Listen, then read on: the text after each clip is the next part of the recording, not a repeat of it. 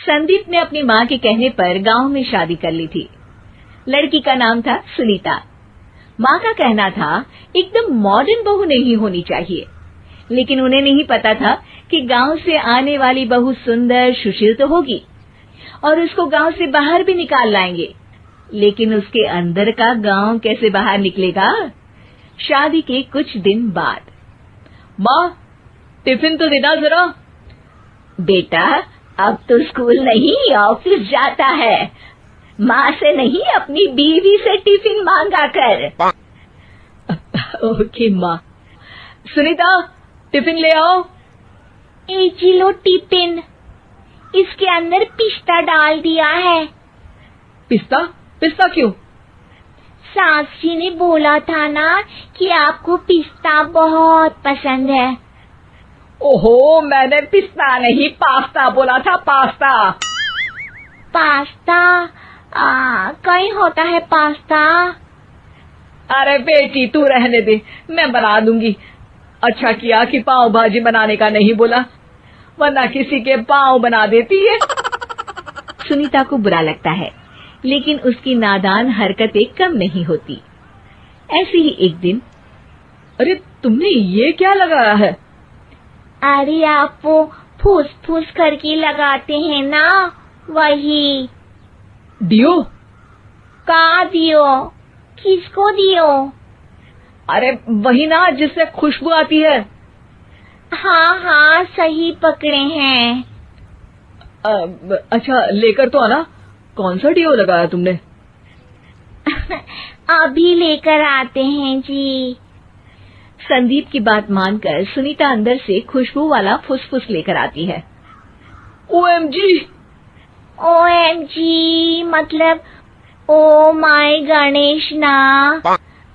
अरे ओएमजी छोड़ो, और ये खुशबू वाला फुसफुस की बात कर रही थी तुम?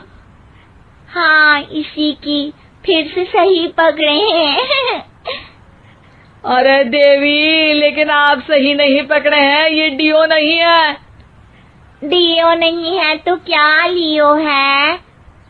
अरे ये रूम फ्रेशनर है, जिसको कमरे में छिड़कते हैं, खुद पर नहीं। कोई बात नहीं, माँ कहती थी आत्मा किराएदार है, शरीर एक किराए का कर्म। हम शरीर पे ये डाल लिए तो क्या फर्क पड़ जाएगा। अरे बहू, ओ बहू, मेरे लिए फल तो ले आ, फिर मैं बाजार जाऊंगी। सुनीता अपनी सास के लिए फल लेकर आती है। अरे बेटा, पपीता, तरबूज और सेब फल ऐसे कैसे खा लूं? काट कर तो ले आ। माँ जी, मेरे गांव में तो खेत से उठा के सीधा खा लेते हैं। अरे ये तेरा गांव नहीं है ना। अरे संदीप, तू ही कुछ समझा देना इसको बेटा। मैं कैसे समझाऊं माँ, ये तो माइक्रोवेव को भी भट्टी बोलती है। कल मैंने बोला हाय कैसी हो, तो बोलती है किसी को हाय नहीं लगानी चाहिए। अरे सुनीता, तेरा क्या होगा? अभी तो कैसे बताऊं माँ जी, अभी हम कुछ करेंगे फिर पता चलेगा क्या होगा, लड़का या लड़की। हे भगवान, कहाँ से आ गई है? रामपुर से जी, आप ही तो लेकर आए थे मुझे। अरे मुझे माफ कर दो। पहले कोई गलती तो करिए जी, आपकी तो सारी गलती माफ कर देंगे हम। हाँ अरे बहू, मेरी बात सुन। फल यानी कि फ्रूट जब भी लाए ना तो काट कर लाना, ठीक है? जी ठीक है माँ जी, फल यानी फ्रूट यानी काट के लाऊंगी। सुनीता रोज ही कोई ऐसी हरकत कर देती जिसकी वजह से उसे घर में दो बातें सुननी पड़ती। एक दिन, माँ मेरे बॉस घर पर आने वाले हैं शाम को, उनका बर्थडे है, फैमिली साथ नहीं रहती उनके, तो यही पार्टी कर लेंगे। उनको अच्छा लगा तो शायद मेरा प्रमोशन भी हो जाएगा।